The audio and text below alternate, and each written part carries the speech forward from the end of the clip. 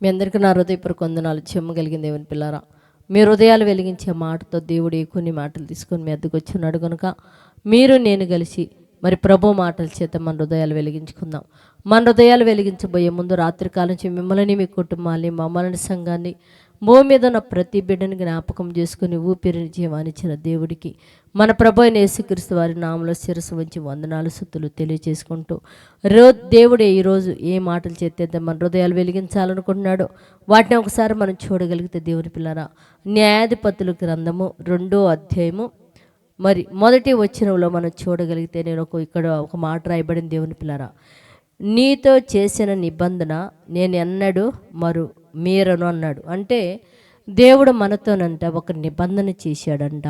ఆ నిబంధనను మనం ఎప్పుడు మీరడంట. దేవుని పిల్లరా, ఇంతకీ ఏంటి ఆయన మనతో చేసిన నిబంధనని మనం చూడగలిగితే, దేవుని పిల్లరా, ఒక మాట రాయబడింది, నీ తల్లి అయిన నిన్ను మరచనేమో కానీ నేను నిన్ను మరువును అని రాయబడింది. అంటే దేవుడు ఒక నిబంధన మనతో చేశాడు.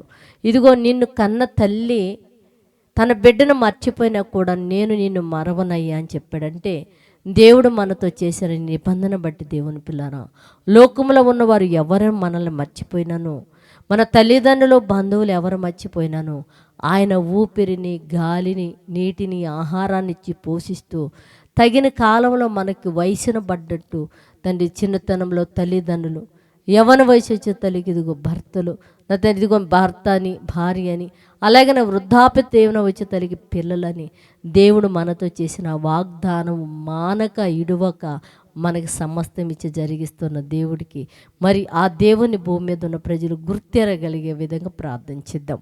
పరిశుద్ధుడా, చెమ్మగలిగిన మా పరలోకపు తండ్రి, అవునయ్యా, నువ్వు మాతో చేసిన నిబంధన మీరవయ్యా. నువ్వు నా తండ్రి, ఇదిగో కన్న తల్లి తన బిడ్డను మర్చినాను, నేను నిన్ను మరువునని వాగ్దానం చేసిన దేవా, మాకు సమస్తాన్ని ఇచ్చి నువ్వు పోషిస్తున్నావని చెప్పిన తండ్రి, భూమి మీద ఉన్న నీ బిడ్డలందరూ గుర్తు ఎరిగి నీ వైపు తిరిగి రక్షణ పొంది నీ వాగ్దానం అందరూ అనుభవించినట్టు అట్టి భాగ్యముని గురించి సహాయం చేయమని మా రక్షకుడు నీ కుమారుడైన యేసయ్య పరిశుద్ధ నామములో ప్రార్థన అడుగుతున్నాం తండ్రి, ఆమేన్.